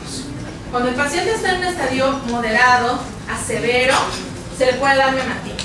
Pero en el trans, entre que el paciente está en un estadio leve a moderado, pueden pasar 1 o 2 años o 3 años. Y entonces a estos pacientes es a quienes se les ha aprobado la combinación de los dos medicamentos. Entonces lo que se hace, los estudios son largos duran 6 meses, ¿no? Pero lo que se hace es combinarlos. Ha habido estudios con ribastignina, con galantamina, con donepezilo. Parece que la mejor combinación es donepezilo-memantina. Y entonces lo que se hace es ponerlos combinados a las 2 dosis adecuadas, o sea, donepezilo 10 miligramos, memantina 20 miligramos, y se deja al paciente durante 6 meses. Se reevalúa la cognición y si el paciente se mantiene estable, entonces se funciona y se deja durante otros 6 meses. Y así nos la llevamos hasta que el paciente empieza a deteriorarse, entonces retiramos el acetilcolinesterásico y nos quedamos únicamente con la memantina, ¿no? Entonces, esto es algo que, bueno, probablemente muchos de ustedes ya lo están haciendo, pero todavía hace 2 o 3 años no se hacía, ¿no? Este es un artículo que a mí me pareció interesante respecto a la adherencia de los medicamentos. Y hicieron este estudio y está bonito porque no fue de la industria, no fue médico, fue de una aseguradora que dijo, ¿cuál de los medicamentos que vendemos es el que realmente utilizan los pacientes? Entonces esta aseguradora en Australia vio todos los pacientes que estaban utilizando neuroprotectores y vio cuál era el medicamento que no dejaban. Y el medicamento que no dejaban era la memantina. Y no la dejaban por el efecto que tenía sobre digamos que la funcionalidad global. No sobre la cognición directa, ¿no? Que las pruebas mejoraran, sino que el paciente de una manera global estaba mejor. Entonces, esto está interesante porque no es algo que haya tratado de hacer un médico o la industria diciendo que el medicamento es el mejor, ¿no? Había como un reflejo de que la población consideraba que se sentía mejor con el medicamento. Bueno, rápidamente les cuento de los antioxidantes. Ustedes saben que la vitamina E estuvo así súper de moda y que todos los pacientes tenían problemas hepáticos o tomaban entonces el caballo de antioxidantes. No hay suficiente evidencia, aunque puedan encontrarse muchos artículos y los de Ginkgo biloba cada rato vienen y invitan a congresos para que yo diga que sí funcionan. La verdad es que no hay suficiente evidencia. Respecto a la terapia de reemplazo hormonal tampoco, o sea, hay evidencia, pero la evidencia es como muy contradictoria. Respecto a los antiinflamatorios no esteroideos, pues también ha habido mucho respecto a eso y no hay nada que sea consistente todavía. Respecto a las estatinas, que es como algo que cada vez se le da mayor, creo que hay más y más estudios, pues tampoco ha logrado ver como algo que sea consistente, ¿no? Entonces, en este sentido, pues tenemos como muchos medicamentos que mucha gente utiliza y que puede tener muchos argumentos para utilizarlos, pero no estoy muy segura de que haya suficiente evidencia para que todos lo hagamos, ¿no? Y bueno, ¿qué es lo que sigue? Recuerden ustedes que ahora lo que se trata de hacer es como el diagnóstico temprano de las demencias en estados predemenciales o presintomáticos. Entonces lo que tratamos de hacer ahora es como tratar de buscar biomarcadores de la enfermedad. ¿Cuáles son? Lo que hacemos es, por ejemplo, el paciente con enfermedad de Alzheimer tiene una acumulación de beta-amiloide en el cerebro. Por lo tanto, es muy difícil que lo esté tirando por el líquido cefalorraquídeo. Y además se están destruyendo sus neuronas, porque la tau está hiperfosforilada, pierde su estructura y se rompe la neurona. Entonces debe estar tirando proteína tau al líquido cefalorraquídeo. Entonces, ¿qué es lo que se hace? Se toman pruebas del líquido cefalorraquídeo, se busca que la tau esté aumentada, que el beta-amiloide esté disminuido, luego les pedimos un estudio funcional, buscamos placas de beta-amiloide y decimos, tienen Alzheimer, ¿no? Entonces, para estos pacientes, y esto muy enfocado hacia los estudios de la industria, pues cuando cumplen estos criterios, cuando cumplen los criterios que se acaban de modificar, pueden entrar a estos protocolos de medicamentos que ahora se llaman modificadores de la enfermedad. ¿Por qué son modificadores de la enfermedad? Porque intentan actuar sobre la fisiopatología. La idea es que estos medicamentos van a disminuir la progresión de la enfermedad en caso de que el paciente ya haya empezado, porque recuerden que el paciente empieza a tener cambios hasta 15 años antes de presentar los síntomas, ¿no? Pues de pronto se detecta en un estado preclínico, pero el paciente ya prácticamente tiene la enfermedad, o sea, la verdad es Alzheimer, ¿no? Entonces tratan de disminuir la progresión y tratan de disminuir el daño estructural. Esto desde el punto de vista de tratamiento no farmacológico también es muy importante, porque la única forma de rehabilitar a un paciente, porque lo damos a rehabilitación cognitiva, sería o que se acabe la lesión estructural, o que ya no haya más lesiones, o que tengamos algo que restituya a las lesiones, ¿no? Entonces esto es lo que tratan de hacer los medicamentos desde el punto de vista farmacológico, ¿no? La otra es que estos medicamentos puedan tener un efecto persistente, y esto en particular se refiere a las vacunas, que han tenido pues, como muy mala respuesta, ¿no? Han sido fallidas. Entonces, esto de las vacunas, para los que no les hayan tocado, sacaron la vacuna, bueno, se han hecho muchos intentos, el punto es que los pacientes tenían encefalitis, y entonces dijeron, debe ser una encefalitis porque tuvieron una mala técnica, estaban en muy buena asepsia, ¿no? Pues no, eran encefalitis inmunológicas. Y bueno, cuando lo resolvieron, dijeron, ok, ya, retiramos todas las placas de beta-amiloide. Pues el paciente de todas formas seguía demenciado. Entonces, eso nos hace saber que sabemos como eslabones de la enfermedad, pero no conocemos el eslabón mayor, ni que une a todos los procesos fisiopatológicos, ¿no? De hecho, esto es algo que se ha estudiado mucho en estos estudios de las monjas, seguramente los han escuchado, ¿no? Hizo Bennett, una población cautiva que tiene monjitas que les hace todas las pobres, bueno, no es cierto, pero les he hecho muchas cosas, me consta. Y entonces lo que hacen es autopsias a estas monjitas, y entonces monjitas que no tenían ningún síntoma, que eran totalmente funcionales, cerebro de enfermedad de Alzheimer. Por eso dicen que por eso la doctora Sosa siempre hace énfasis en eso, ¿no? O sea, la acumulación de beta-amiloide es una condición necesaria para que el paciente tenga enfermedad de Alzheimer, pero no suficiente. Debe haber otra cosa que haga que el paciente disfuncione. Porque muchos pacientes tienen un cerebro de enfermedad de Alzheimer y el paciente no es funcional, ¿no? Entonces, bueno, pues esto de efecto persistente es algo que trata. Ahorita me acordé del estudio de las monjitas. Lo que están haciendo ahora es que la carta de. Están haciendo estudios genéticos. Entonces, la carta de motivos que entregan cuando van a ser monjitas, y de yo quiero entregarme a Dios, ser suya y todo lo demás, la leen y entonces la analizan. Y entonces se han dado cuenta que las monjitas que cuando hacen su carta de motivos son súper escuetas y ponen así como, yo quiero ser monja porque no tengo dónde vivir, se demencian. O sea, como la siguen, se demencian. O sea, bueno, obviamente están viendo cartas desde mucho tiempo, ¿no? Y las monjitas que suenan un chorro así enorme, ¿no? Así de, yo, Dios, nuestra relación por siempre, esas no se demencian. Y entonces lo que han hecho es una asociación respecto a la reserva de los pacientes, ¿no? O sea, como ya desde chiquillo se ve que va a ser abusado, ¿no? Como el paciente va a tener o no va a tener suficiente reserva neuronal cuando envejece. Y con eso estoy de las monjas que han hecho todo, ¿no?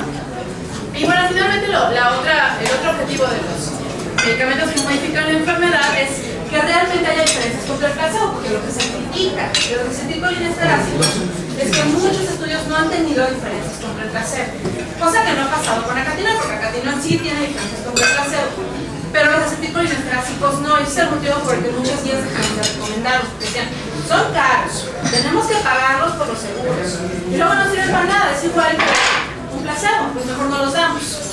Ahora se han reconsiderado la manera en la que se evaluan los pacientes, la manera en la que estaban hechos sus estudios.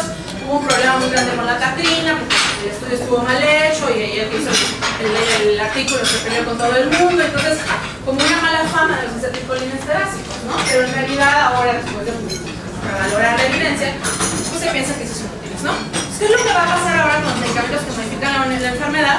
Uno es que tratan de reducir la producción de beta-amiloide. De beta-amiloide del doble de 42 aminoácidos, que es el que se agrega y es insoluble. Pues bueno, tratan de hacer que no se agregue tanto a través de disminuir su producción, tratando de que la proteína precursora del beta-amiloide, en lugar de cortarse en cachos tan grandes, se corte en cachos chiquitos de aminoácidos. La otra es, bueno, que no pudimos evitar que se produjera un aminoácido de 41, un beta-amiloide de 42 aminoácidos. Vamos a tratar que no se agregue. La otra es, bueno, ya se agregó ni modo.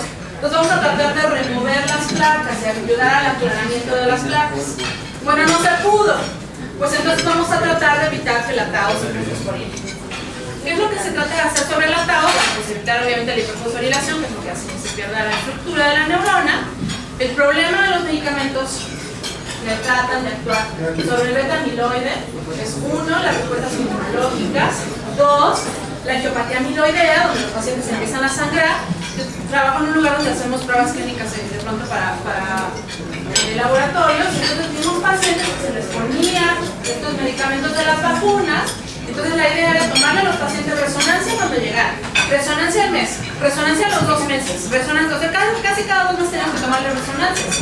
El estudio paró porque los pacientes sangraban y sangraban y sangraban, porque a la hora de hacer la remoción del beta-amiloide, recordemos que también hay beta-amiloide en los vasos y entonces los pacientes empiezan a tener hemorragias. Entonces, bueno, este ha sido un problema, ¿no? Respecto a los de la tau, pues no han modificado realmente ni la cognición ni la funcionalidad y tienen muchos efectos secundarios, sobre todo caídas, infecciones y otras cosas que no han logrado resolver. Entonces, ¿qué es lo que pasa? No son suficientes, se ha tratado de utilizar otros tratamientos. ¿Cuál? Por ejemplo, los factores neurotróficos. Y entonces han hecho esto de las células madre, ¿no? Entonces el problema es que llegan a la consulta gente que le pusieron células madre de un perro que el señor sacó de su casa, y el paciente llega con una neuroinfección, ¿no? Es un problema muy grave. La otra es averiguar sobre la disfunción mitocondrial y al respecto ya tenemos el piracetam. Ustedes, el otro film, ¿no? El piracetam trata de actuar sobre la disfunción mitocondrial. El problema es que esto no es suficiente, por eso hay algunas recomendaciones para usar piracetam en deterioro cognitivo leve, por la disfunción mitocondrial que se da en deterioro cognitivo leve, pero nunca en demencia, ¿no? No es algo que pueda ser tan potente en este momento. Estos de los receptores de la raja que tratan de actuar a un nivel más inmunológico, las vitaminas que ya sabemos. Fíjense que las vitaminas, no sé ustedes qué piensan, nosotros por lo general no damos ni nada de eso, pero El doctor Román, que es quien hizo los criterios para las demencias vasculares, tiene varios estudios donde se mide el volumen del hipocampo en pacientes que tienen disminución de la vitamina B12. No es que la tenga normal, sino que la tiene disminuida, ¿no? Entonces, a los pacientes que se les da vitamina B12, la progresión de la disminución del volumen del hipocampo es más lenta. Entonces, digamos que habría alguna indicación para dar B12 en aquellos pacientes que tienen las condiciones, ¿no? La estimulación magnética transcranial, que sí hay estudios que son favorecedores, sobre todo a pacientes que tienen deterioro cognitivo leve, pero no en demencia, no tanto, y de los que tienen demencia, sí en los que tienen problemas afásicos, pero no tanto sobre los otros tipos de demencia. Los estimuladores profundos que no han tenido mayor éxito, ni la nanoterapia. ¿Por qué no logramos todavía cuando logramos algo? Como un medicamento que pueda ser más efectivo?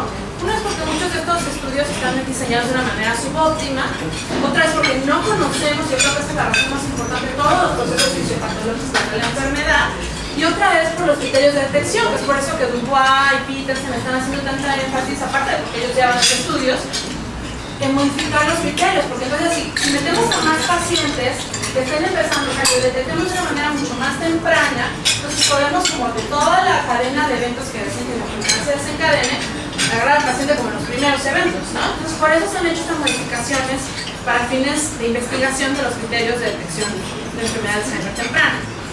Y la otra, que es algo de lo que hablamos también mucho en el instituto, es porque la enfermedad de Alzheimer no es una enfermedad, sino un síndrome. Hay muchas enfermedades de Alzheimer, pues obviamente no todos responden de la misma manera a los medicamentos. Bueno, les quiero... ¿No me estoy aburrido? No. Les quiero enseñar esto nada más, las guías. La verdad es que hay guías que son como pequeñas. Nosotros tenemos la del Seguro Social, hay una de la Secretaría de Salud. Hay guías que son más grandes, hay guías que sirven de referencia para las, digamos, para las instituciones más grandes, ¿no? Por ejemplo, la Asociación de Alzheimer, de Investigadores de Alzheimer, se remite a las guías del NICE, ¿no? Por la estructura con la que están hechas esas guías, porque es un grupo de gente con muchísima experiencia, que además tienen a alguien que los valida de manera externa, entonces esas guías están como muy bien hechas, ¿no? Entonces hay muchas guías, pero la gran mayoría no se renuevan. A mí me da mucha atención una guía, bueno, estas son las guías más importantes, no hablaré en esto, pero bueno, sí hay muchas guías, ¿no? Me llama mucho la atención de la guía de lo que equivalga a la Secretaría de Salud o de Sanidad, como sea, de Singapur, porque ellos cada 2 años renovan su guía. Y entonces lo hacen bien, o sea, ellos sí tienen sus guías con niveles de evidencia y tienen cada apartado que tanto nivel de evidencia tiene, ¿no? Y digo, o sea, no es que Singapur sea el país que más produce en conocimiento respecto a las demencias, ¿no? Pero bueno, quiero enseñarles las del NICE porque son las más bonitas, porque son las más utilizadas, porque son las que han sido más dudas respecto al tratamiento farmacológico de las demencias, ¿no? Pues bueno, el objetivo actual del tratamiento de las demencias es obviamente modificar la enfermedad, retrasar el deterioro que se ha presentado ya, tratar de recuperar o de rehabilitar las funciones y de sustentar o de mejorar las funciones que estén todavía conservadas. Eso es algo que me parece muy importante. La gente ya me dice, es que tiene Alzheimer, no hay nada que hacer. No hay nada que hacer porque no se va a curar.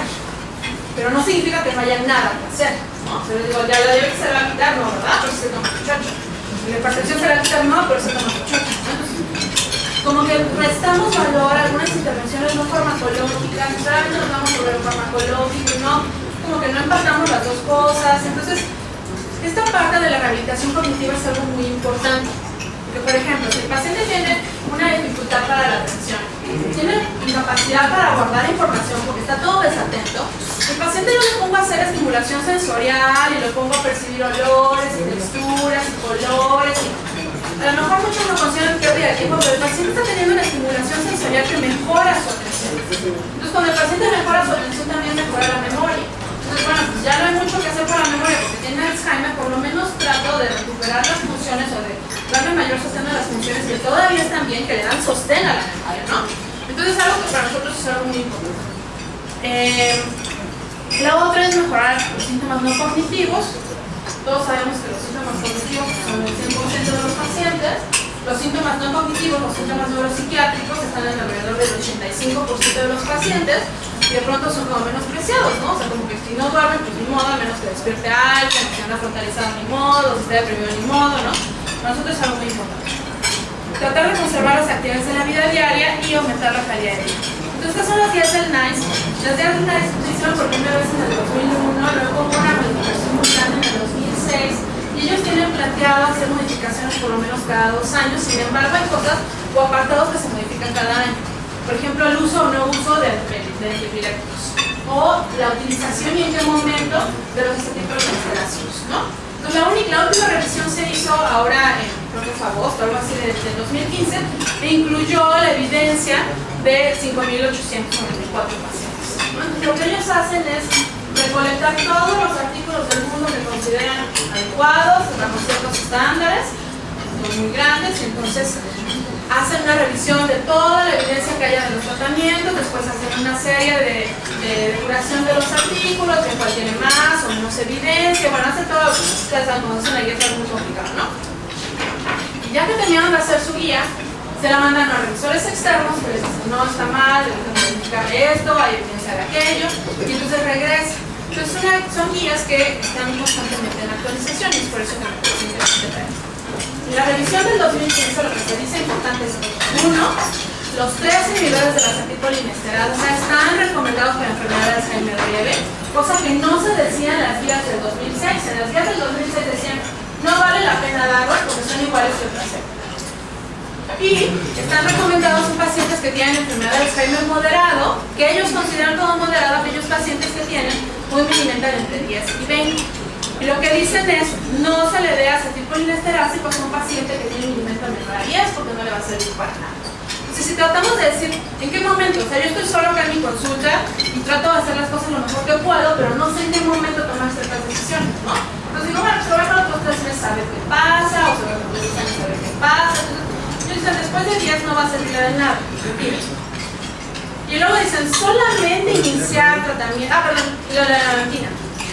Se recomienda para enfermedad de Alzheimer moderada, no inicial, no para el periodo cognitivo leve, en estadios moderados y severos, o en pacientes que estén en estadios iniciales si son intolerantes a los acetilcolinesterasa. Son pacientes que tratamos de subir y vomitan, tienen náuseas, ¿no?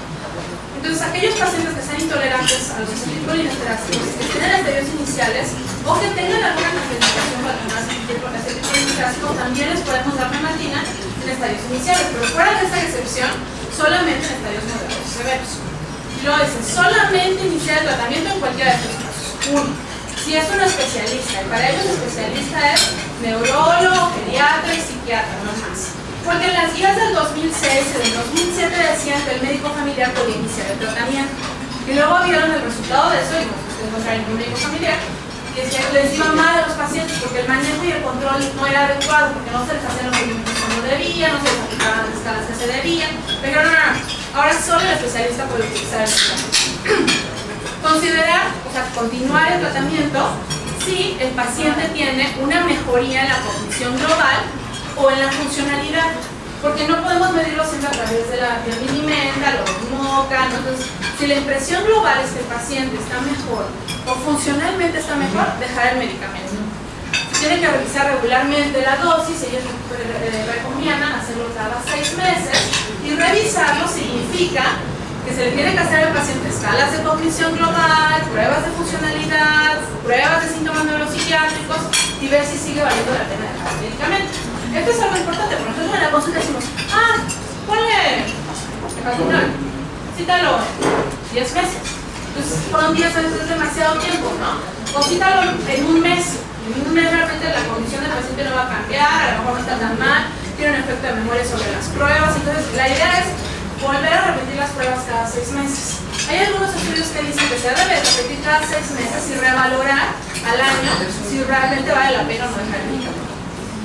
La otra es que quien debe hacer esta revisión es el especialista, ¿no? Porque de pronto yo le inicio el medicamento y entonces estoy en un hospital del segundo o tercer nivel y lo mando al centro de salud y ya por allá lo dejo, porque ya lo ataca, hay mucho trabajo, ¿no? Tiene que regresar el paciente para regresar al tratamiento.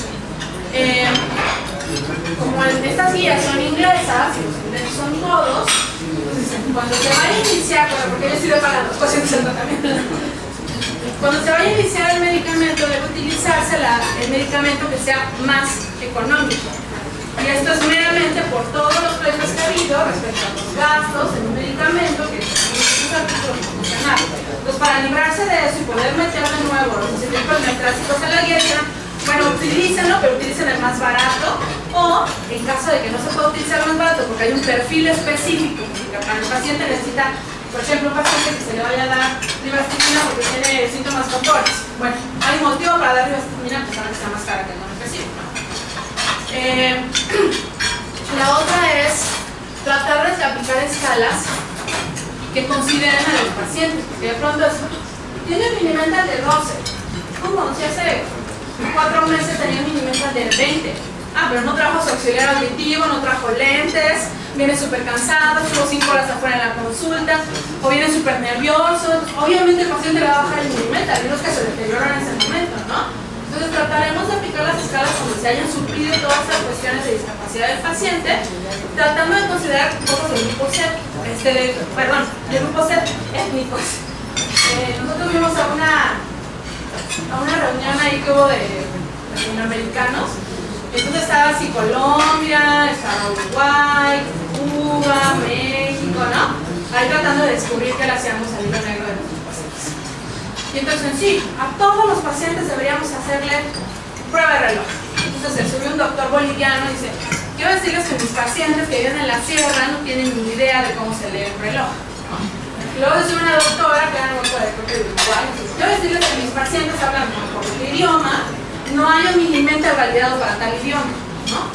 De pronto estamos tratando de evaluar pacientes con pruebas que no miden realmente cómo está el paciente, ¿no? Entonces hay que considerar cuestiones sociales, cuestiones culturales, de qué grupo étnico proviene, si domina o no domina el idioma, porque entonces obviamente los pacientes se van a deteriorar y no es que cambió nada, ¿no? No hay una indicación para utilizar, según estas guías, memantina ni acetilcolinesterásicos en lo que se considera ahora como deterioro cognitivo vascular. El deterioro cognitivo vascular ahora es como un grupo de patologías que involucran a todas aquellas cosas que tienen lesiones vasculares, ¿no? La demencia vascular, la demencia multiinfarto, los infartos estratégicos, la demencia post-CBC, ¿no? Entonces, toda la gama de patologías que están asociadas a lesiones vasculares se consideran así como deterioro cognitivo vascular.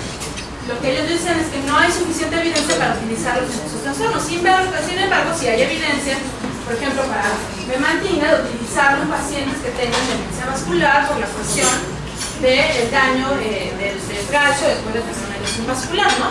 Pero ellos que hicieron una recopilación de todos los artículos de ellos para ver. Ellos dicen que no se deberían utilizar acetilcolinesterásicos en pacientes que tengan deterioro cognitivo leve, y eso es algo difícil. O sea, la verdad es que es difícil, porque viene el paciente, yo sé que se está deteriorando, yo pienso que le va a dar la enfermedad, siento que está cambiando, entonces voy y le hago las pruebas y veo la imagen y le repito y veo que el paciente se está deteriorando y veo que el paciente está cambiando, pero no cumple criterios para demencia. Y entonces, ¿qué hago? Pues me espero hasta que tenga demencia, sabiendo que podría utilizar el medicamento desde antes. Entonces, aquí las implicaciones éticas son muy complicadas, pero dicen que no hay suficiente evidencia para utilizar acetilcolinesterásicos en el deterioro cognitivo leve por la gran variedad de deterioros cognitivos leves que tenemos y por cuánto, porque cada uno deriva hacia una patología diferente, ¿no? Entonces, si es un deterioro cognitivo leve, pero un amnésico y no tiene lesiones vasculares, a lo mejor se va a progresar una enfermedad de Alzheimer, pero de todas formas de esos, solo progresan el 30% y el otro 70%, ¿no? Entonces, ¿cómo saber quién se va a progresar y quién no? Pues a lo mejor si están ahí, con toda la tecnología del mundo le pueden hacer todos los marcadores, pero si están ahí en la Sierra de Oaxaca, pues no. Entonces es difícil saber a qué pacientes sí ponerles acetilcolinesterásicos si veo que se están deteriorando. Pero dicen que no debe utilizarse en nadie con deterioro cognitivo leve. La otra cosa es que ellos hacen mucho énfasis en el tratamiento no farmacológico y en esas cosas que obviamente sería aburrido que yo les dijera, que tienen que ver con el control metabólico de los pacientes, con el control del dolor, que el paciente esté cómodo, que no esté deprimido, que no esté ansioso, porque entonces eso reduce la cantidad de medicamentos que tenemos que utilizar. Y ellos hablan acerca de considerar que hay suficiente evidencia. La aromaterapia, les decía yo, la banda es como el aroma que más ha funcionado, ¿no? La estimulación multisensorial, la musicoterapia, el baile, la terapia con animales y los masajes. Entonces, De la gran cantidad de terapias alternativas que hay en la actualidad, estos son los que realmente tienen evidencia, que son como más sólidos, ¿no? Que no están chamánico el asunto. Yo creo que esto es algo importante porque de pronto, por ejemplo, aquí ellos no mencionan, y esta es una guía que salió hace 3 meses, la estimulación magnética transcranial. No mencionan la estimulación electromagnética, la que hablamos el otro día. No mencionan la terapia con células madre. ¿No? Entonces, solamente menciono estas cosas porque sí hay suficiente evidencia. Bueno, respecto al tratamiento no farmacológico, ellos dicen que se debe ofrecer al paciente la oportunidad de tener actividades que sean estructuradas y grupales, porque eso mejora a los pacientes. Esta es la respuesta de lo que el familiar de mi paciente me decía, que su hermana, que es médico, dice que no sirve para nada que vaya a psiquiatría, ¿no? Entonces dice que sí hay suficiente evidencia para decir que los pacientes se benefician de tener actividades estructuradas y se benefician de estar en grupos. Claro, ustedes saben que hay pacientes que de pronto están en un grupo grande y se ponen súper ansiosos, ¿no? Pero sí hay suficiente evidencia para decir que funciona. Respecto al manejo de los síntomas neuropsiquiátricos con antipsicóticos, ya vimos la evidencia del otro lado, pero esta es la que dice la guía, dice que no se deberían utilizar antipsicóticos en pacientes que tengan alteraciones neuropsiquiátricas, o sea, trastornos no cognitivos, si el paciente está en un estadio leve o moderado de la enfermedad. O sea, si el paciente tiene un estadio severo de la enfermedad, está agitado, está alucinando, o sea, tiene ideas delirantes, entonces ahí sí se pueden utilizar antipsicóticos. Pero si no, en estadios leves y moderados no. Entonces aquí lo que se propone es el uso de otros medicamentos, como los antidepresivos o los acetilcolinesterásicos.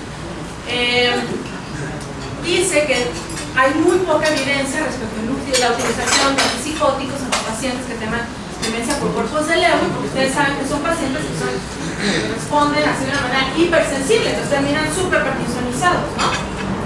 Que no deberían utilizarse en los pacientes que tengan demencia mixta, ni en pacientes que tengan riesgo de demencia vascular o que tengan riesgos vasculares, porque obviamente los antipsicóticos incrementan el riesgo cardiovascular, ¿no? Y también deterioran la cognición, y también se dan al paciente, también favorecen las caídas, entonces es un tratamiento que a ellos no les gusta. Dice que en caso de que se le dé un paciente un antipsicótico debería revisarse la medicación cada 3 meses y ver si sigue utilizándose o no debe utilizarse. Y bueno, la regla que ustedes ya saben, ¿no? Empezar en dosis bajitas y subir lo más lento posible.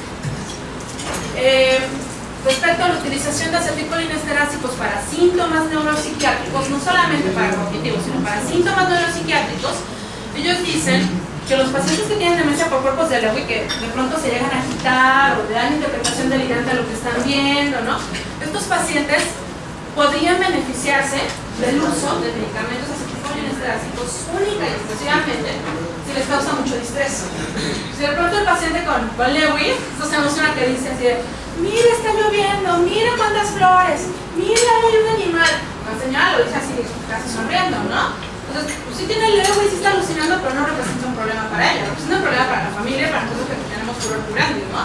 Pero la señora está tranquila con sus alucinaciones. Entonces, ahí no habría una indicación para utilizar acetilcolinesterásicos y no habría una indicación para utilizar antipsicóticos.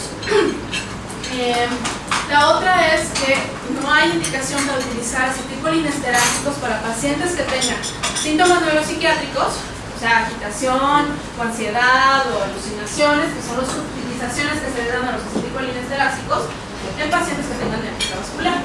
Un paciente con demencia vascular que tenga cualquiera de estos síntomas, lo más probable es que obedezca donde está la lesión y no se le va a quitar con acetilcolinesterásicos.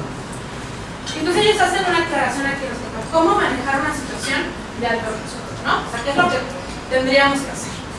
Obviamente tendríamos que retirar todas las cosas que hacen que el paciente se agite, ¿no? Si el paciente está en un lugar súper ruidoso, y hasta si uno se pone nervioso el familiar y le empieza a gritar al pobre paciente, tiéndate, cállate, ¿no? Entonces, después el familiar grita más fuerte que el paciente y termina ahí en una situación muy trágica, ¿no?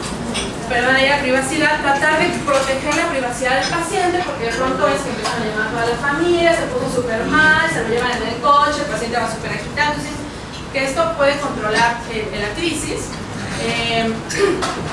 Tratar de evitar la falta de actividades, porque de pronto los pacientes, cuando están encerrados en su casa todo el día y encerrados bajo llave, dicen, me tienen secuestrado, me quieren matar, entonces empiezan a generar ideas delirantes porque los tienen encerrados, ¿no? Entonces sí que deberían tener actividades, que no deberían estar sin actividad, no deberían estar estimulados. Tratar de evitar la atención inadecuada, que esto se refiere sobre todo al involucramiento de personas que no tengan experiencia sobre el control de crisis. Tratar de evitar las cuestiones de pobre comunicación, porque entonces la familia se pone nerviosa y entonces empieza a hablar con cosas que el paciente no entiende, o empiezan a hablarle mucho, entonces no hay una comunicación efectiva. Ustedes saben que los pacientes hay que decirles cosas cortitas, indicaciones chiquitas y de una en una, ¿no? Y tratar de evitar los conflictos y la falta de liderazgo. Entonces, entre con eso se debería resolver la mayor parte de las crisis. Y se dan cuenta, hasta ahí no hay ningún medicamento y es cosas que la mayoría de las personas menosprecian. Dicen, sí, no se pudo, ¿no? Pero en realidad no se hace cada uno de estos pasos. Dicen, bueno, ok, si el paciente se puso muy violento, está muy agitado, está agresivo, no se puede contener, entonces vigilemos primero la seguridad, es lo evidente. Tratemos de reducirlo a través de la sedación, pero no de cualquier sedación, ahorita vamos a ver cuál. Tratemos de utilizar la dosis más pequeña desde el examen, ¿no? Tratemos de evitar las complicaciones y tratemos de evitar complicaciones como la pérdida de estado de alerta o la sobresedación, porque los pacientes andan transpirando, o de pronto tenemos ya dosis así cardiotóxicas de algún medicamento, ¿no? Entonces, tratemos de evitar eso y entonces sí pasemos a esto. Lo que ellos dicen es, elegir siempre la medicación oral, a menos que sea totalmente imposible. Si se necesita una medicación parenteral, preferir la intramuscular, monitorear los signos vitales, y esto tiene que ver con cada cuando se está aplicando el medicamento. Y dicen, la única indicación para poner una benzodiazepina es si el paciente está teniendo una crisis y la benzodiazepina de elección tendría que ser lorazepam. Por la vida media, porque el paciente no se va a quedar sedado durante toda la vida, ¿no? Se puede utilizar aloperidol u olanzapina, pero solo uno de ellos, no los tres. Allá en el instituto me ha pasado más de una vez que la enfermera decía, doctor está agitado, doctor está agitado, doctor está agitado. Sí, pero el medicamento tarda 40 minutos en hacer efecto, ¿no? O sea, ¿qué le hago mientras? ¿No? Entonces no esperamos a que el medicamento empiece a hacer efecto, nos desesperamos y nos terminamos sumándole los tres medicamentos, con todos los medicamentos, ¿no? Entonces sí se puede utilizar cualquiera de estos, pero solamente uno, ¿no? Si el paciente está así exagerado, muy mal, entonces se puede combinar aloperidol con el lorazepam y con todas las precauciones de ir vigilando al paciente. Obviamente, por la vida media del diazepam y con los efectos secundarios de la clorpromacina, que están contraindicados, que yo creo que, bueno, por un lado, los hospitales generales lo único que hay es diazepam, ¿no? Que se puede hacer. Pero la vida media del diazepam es como de 100 horas, o sea, es súper larga, ¿no? Entonces, después le pongo la balanza y luego le pongo el diazepam y luego le pongo la ketia porque ya quiero que la balanza porque si no queda bien mala, entonces pobre paciente está ganadísimo, ¿no? Entonces bueno, esos están contraindicados. Monitorear obviamente si el paciente tiene algún efecto secundario del uso del aloperidol y tratar de considerar los efectos anticolinérgicos, que yo creo que esto es algo como importante inclusive para los pacientes. Bueno, esto tiene dos vertientes, ¿no? Por un lado, los efectos anticolinérgicos de estos medicamentos, con todo lo que ustedes ya saben. Y por otro lado, el uso de acetilcolinesterácicos en pacientes en delirio. Hay algunos artículos que sugieren que si la única vía para generar un delirio fuera la dopaminérgica, los pacientes no mejorarían cuando se dan acetilcolinesterácicos. Entonces sugieren que hay otras vías que tienen que ver con la acetilcolina que también están involucradas en la producción de un delirio, que genera que el paciente se ponga agitado y que entonces ahí habría algunas indicaciones para utilizar acetilcolinesterácicos a dosis chiquitas. Entonces hay algunos artículos que de pronto les van a decir un parche de ribastimina lo parten en 4 y les van a decir un parchecito lo parten en 4, ¿no? No hay suficiente evidencia al respecto, digo, hay que saber que se hace, ¿no? Pero bueno, alguna vez alguien lo hace, ¿no? Pero no hay suficiente evidencia todavía, ¿no? Entonces están como las dos vertientes de eso, ¿no? Y ya, eso es lo más importante de los días. Traigo como muchos artículos que yo creo que ya me ocurro más sobre la evidencia de la aromaterapia, qué tanta evidencia hay de la musicoterapia, ¿no? Pero cuando las guías dicen que hay evidencia, y a mí me gusta esta frase porque no tiene nada que ver con las demencias. O sea, yo no puedo decir que esto sea una esquizofrenia, sino lo que en este momento yo digo que es una esquizofrenia, o lo que corrientemente alguien diría que es una esquizofrenia. Lo mismo pasa con las guías de tratamiento, ¿no? No se puede decir que esta sea la ley, que no puede haber otras modificaciones, pero eso es lo que hay ahorita y esa es la evidencia que tenemos. En este momento tratamos de apegarnos lo más posible a esto. Por un lado, por la tendencia a tratar basados en la evidencia, y por otro lado, para no tener más efectos negativos en los pacientes, ¿no? Muchas gracias.